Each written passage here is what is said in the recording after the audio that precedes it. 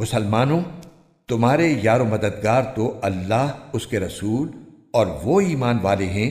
جو اس طرح نماز قائم کرتے اور زکوٰۃ ادا کرتے ہیں کہ وہ دل سے اللہ کے آگے جھکے ہوئے ہوتے ہیں۔ اور جو لوگ اللہ اور اس کے رسول کو اور ایمان والوں کو دوست بنائے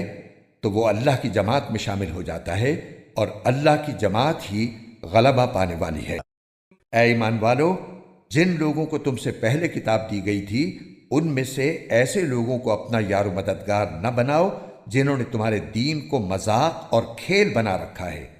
اور اگر تم واقعی صاحب ایمان ہو تو اللہ سے ڈرتے رہو۔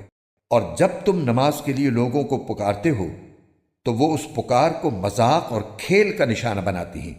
یہ سب حرکتیں اس وجہ سے ہیں کہ ان لوگوں کو عقل نہیں ہے۔ تم ان سے کہو کہ اے اہل کتاب، تمہیں اس کے سوا ہماری کون سی بات بری لگتی ہے